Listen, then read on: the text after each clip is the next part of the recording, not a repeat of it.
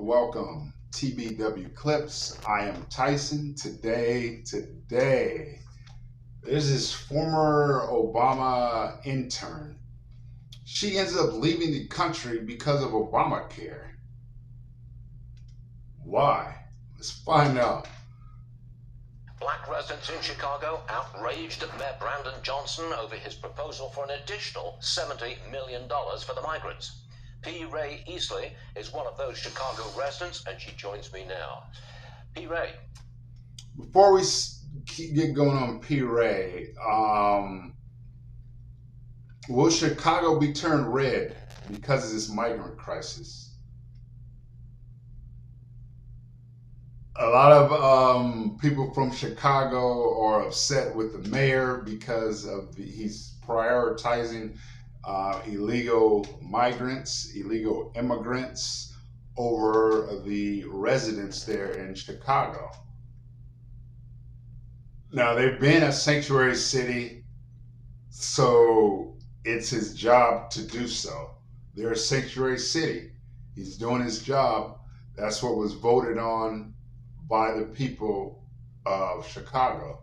Now they're trying to get it off the ballot. They're trying to get the removal of being a sanctuary city on the ballot. So let's see if that'll work out. But right now they are a sanctuary city, and he's doing what a sanctuary city is supposed to do. A petition to recall the mayor is now gaining some steam. I take it this is all about the migrants, right? Correct. The mayor has decided that he wants to put the taxpayers and the voters on the back burners to give our money and resources to people who have not paid a dime into our tax base, and for that reason, he has to go. You once interned for Barack Obama before his presidency. Yes. Now Correct. You're a pro-Trump conservative. Well, what changed? I had moved out of the country in 2016 to go into a self-imposed political exile to protest him because I could not get full-time work with Obamacare. The employer mandate stating that people had to give, or employers had to give health insurance if they had employers who worked more than 30 hours, prevented me from getting a full-time schedule. And so I said, forget this. I grabbed my 4-year-old and we moved to sunny Senegal until he was out of office. You were in Senegal. Now, Trump reversed that. So now, well, it's not a mandate now. So now you don't have to work the 30 hours or whatever. You can get the full time whenever.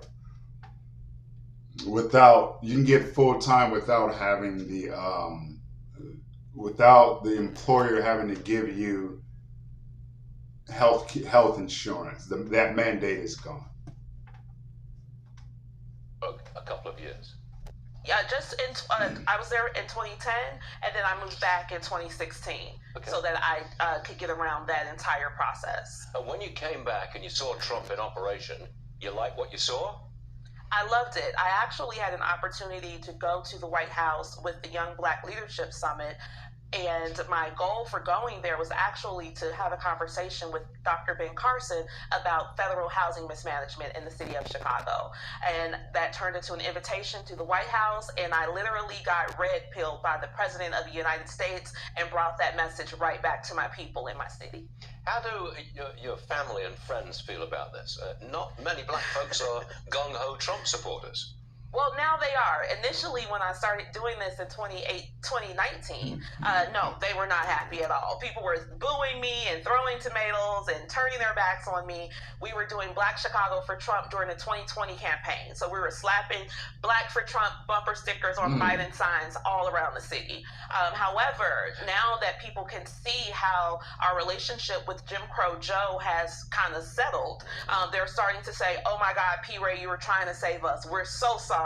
We should have listened to you. We're ready to go as well, because I affectionately call the President Trump, my Donnie. So they're like, P. Ray, we want him to be our Donnie too, and it's more than enough to share. Oh, real fast here. In 2020, Trump got roughly 8% of the black vote. What proportion of the black vote do you think he'll get this year? 60, 65, 70. We are done with the last living Dixiecrat named Joseph Robinette Biden. 70%? disrespectful to us, and we deserve better as American citizens. I predict that within 2 years you'll be running for office. Am I right? Thank you, sir. There you have it. That was crazy. So she left because of Obamacare. That's crazy. She was an intern supporting them. That is crazy. But then she said she thinks 70% of the African American vote is going to Trump. I disagree with that. 2/3 of blacks haven't voted for Republicans since before the 30s. The big deal, right? That the big deal is when blacks started voting Democrat primarily.